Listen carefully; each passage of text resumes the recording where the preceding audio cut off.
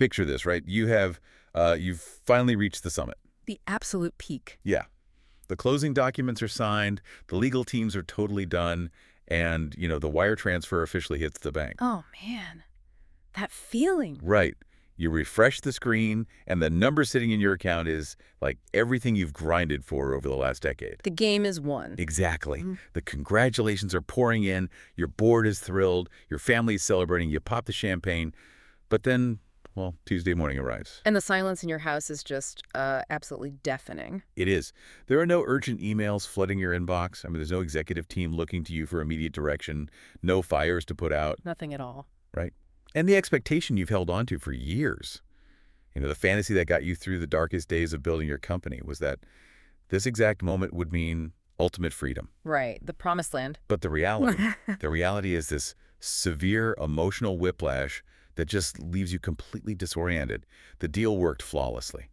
So why doesn't your life? Yeah. I mean, it is the ultimate paradox for a successful founder. And it's entirely predictable if you understand the underlying psychology of an exit. And that tension right there is exactly what we are unpacking today. We're doing a deep dive into this fascinating, highly rigorous, and frankly, kind of uncomfortable book called The Exit Expedition by Jerome Myers. Yeah, the subtitle is Why the Deal is Only the Summit.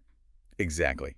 And just to set the parameters right out of the gate here, this is not your typical business breakdown about, maximizing your EBITDA multiple or optimizing your capital gains tax structure. No, the market is completely saturated with that kind of technical advice anyway. Right. This is a really sharp exploration of the hidden psychological and structural risks of exit planning. Our goal today is to challenge the old model of exiting. We want to force you into a deeply personal, potentially confrontational question.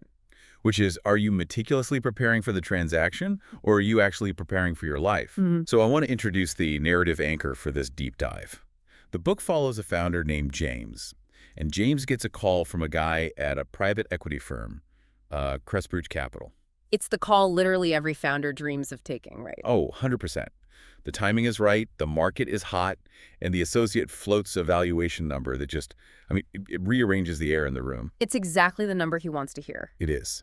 But as James ends the call, he swivels his chair, looks at his reflection in his dark office window, and this terrifying truth just washes over him.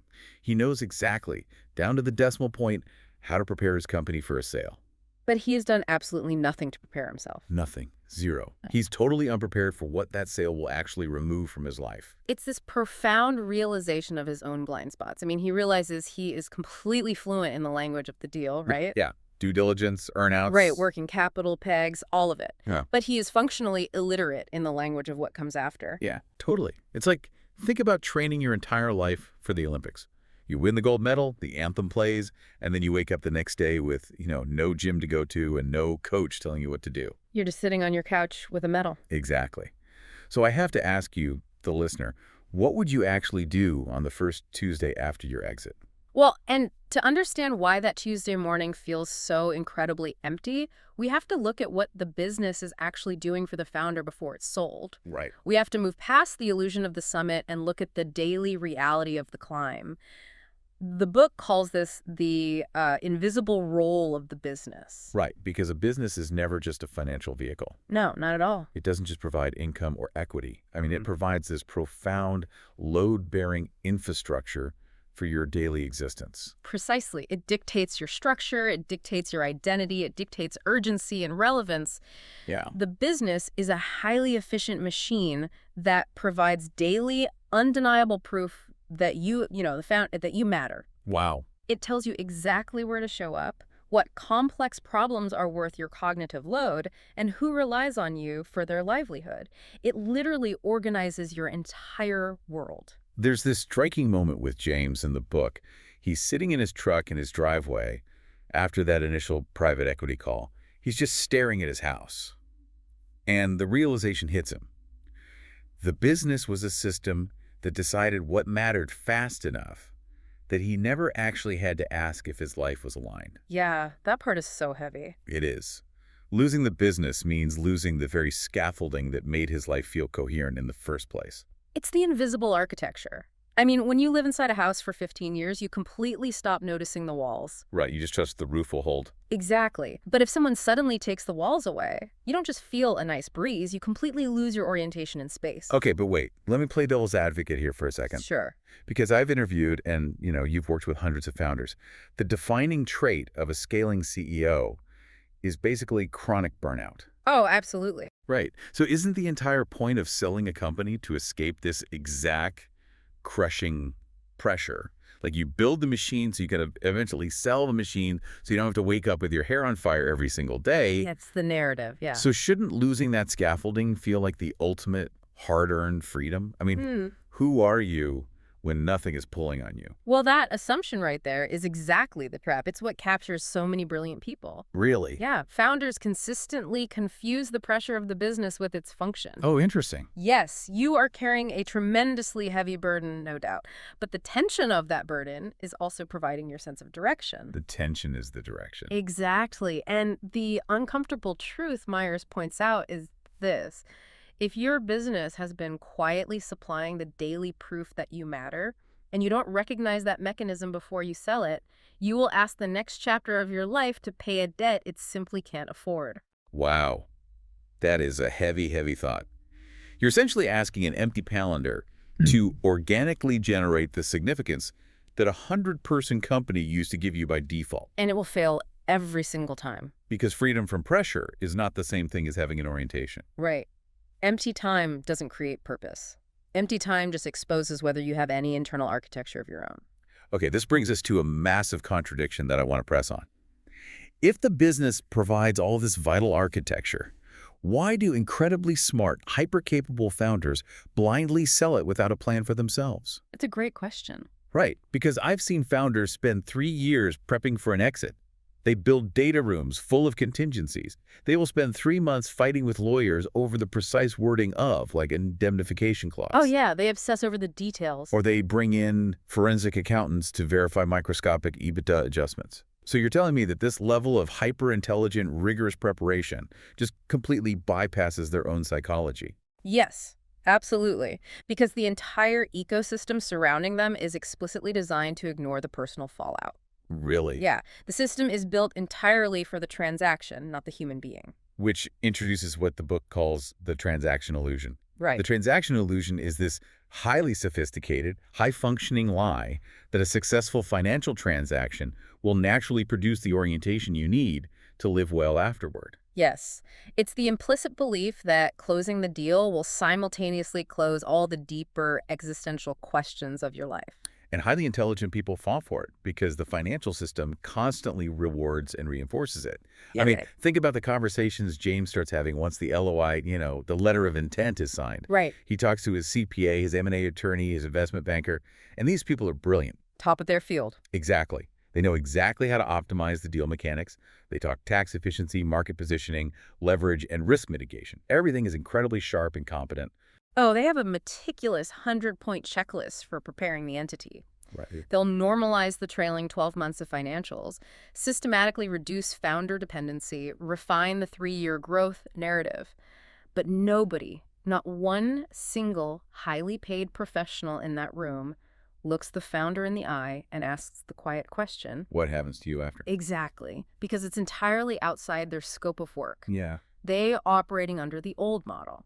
Maximize the enterprise valuation, successfully close the deal, and just let the founder figure out their life later. Wow. The underlying assumption of that old model is that capital creates options, and options naturally, organically organize themselves into a good life. Which is just not true. No. Myers completely tears that down.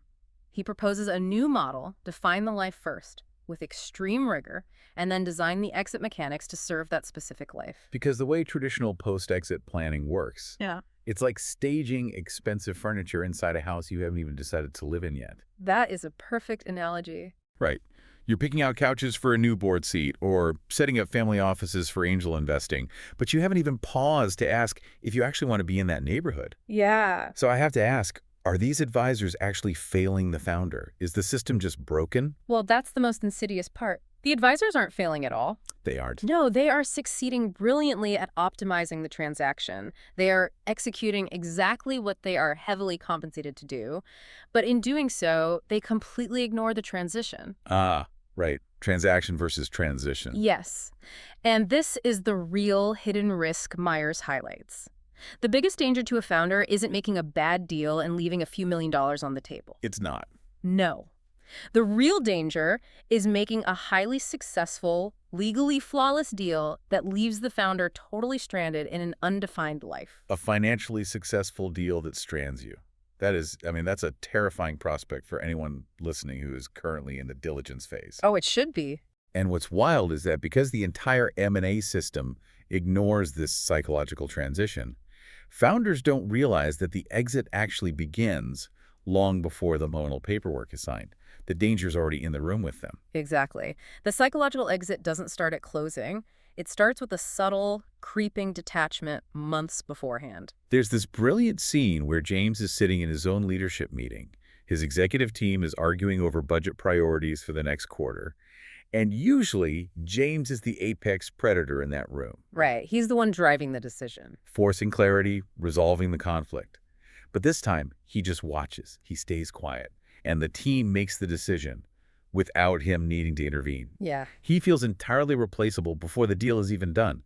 The company's actively proving it has outgrown his absolute necessity. And here is the brutal irony from a business valuation standpoint. That is the holy grail. Right. A business that runs smoothly without the founder is worth significantly more on the open market. Exactly. But from a psychological standpoint, it feels like early onset obsolescence. It's the exact moment the invisible architecture starts to dissolve. He is actively losing his primary line of identity, and he's being financially rewarded for it. So when that deal finally does close, and that respectable noise inevitably fades, the founder is left staring at the cracks in their foundation. Yeah, they enter what Myers calls the depletion window. The depletion window, right. This is the highly dangerous period right after the exit.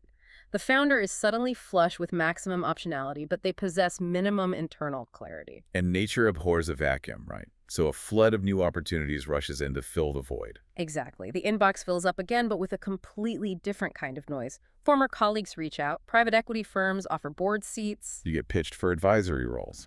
Right. New syndicates, invitations to seed another venture. And because the founder is now publicly available and highly liquid, they are valuable to the market in an entirely new way. Let's break down exactly how this depletion window actually functions mechanically.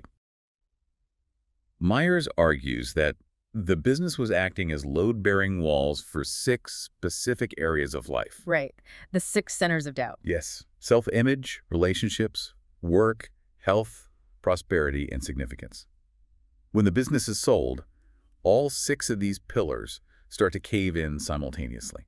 Can you give me an example of how this actually plays out? Sure. Like, how does an exit fracture something like relationships? You would intuitively think that having no job and endless free time would fix a marriage, not break it. It's a great question, and it really comes down to power dynamics and routine.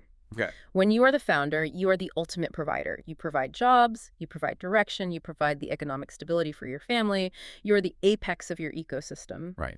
When you sell, you suddenly transition from the provider to just an equal partner with a lot of free time.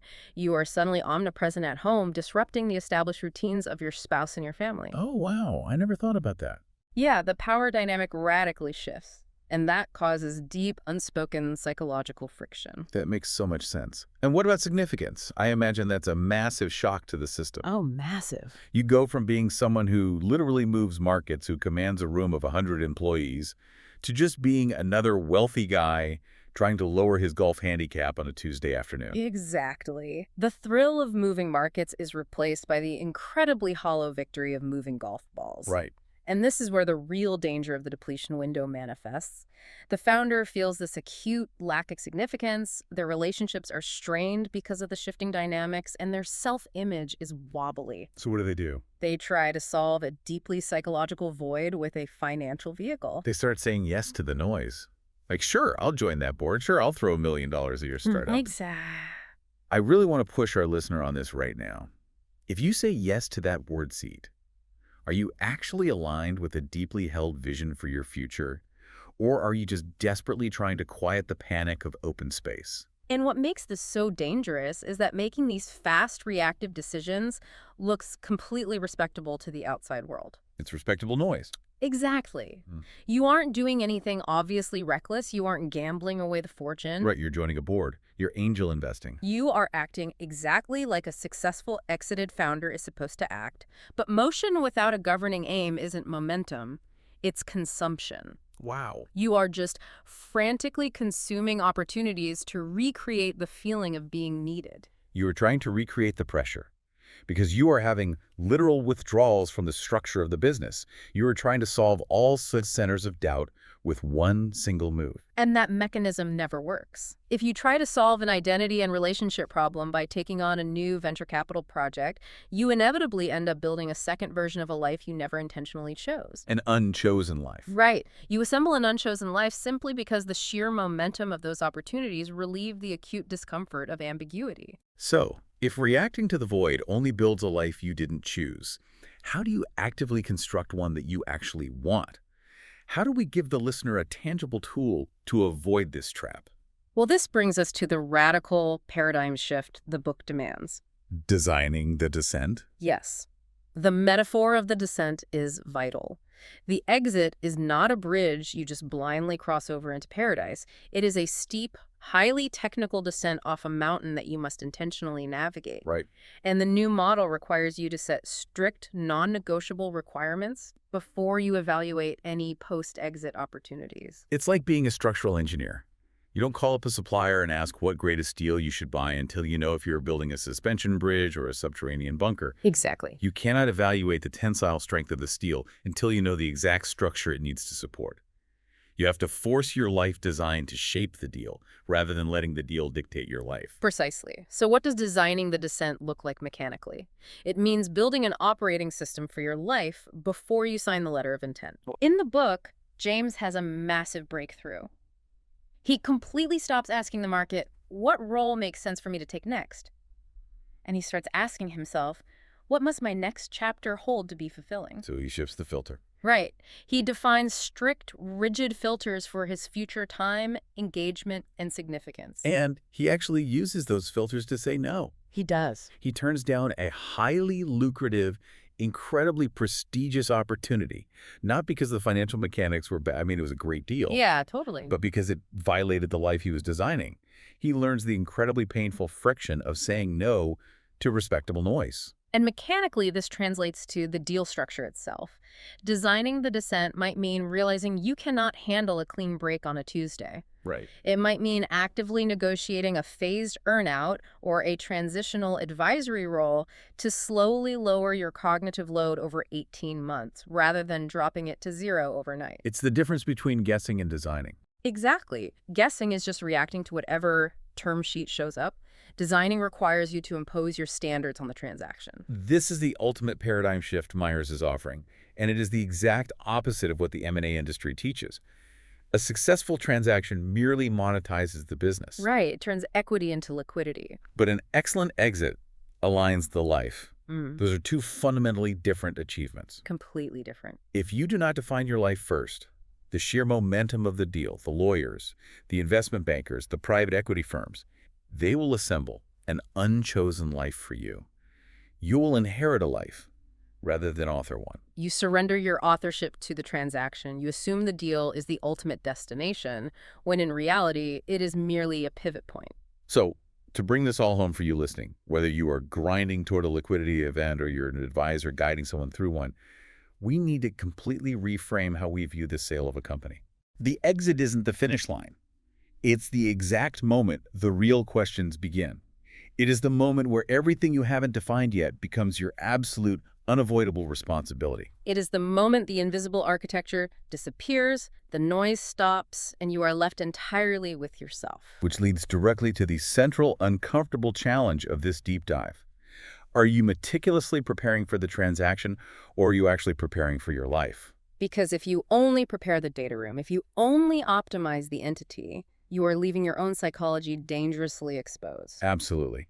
If you're a founder staring down a massive life transition, You need to read The Exit Expedition by Jerome Myers.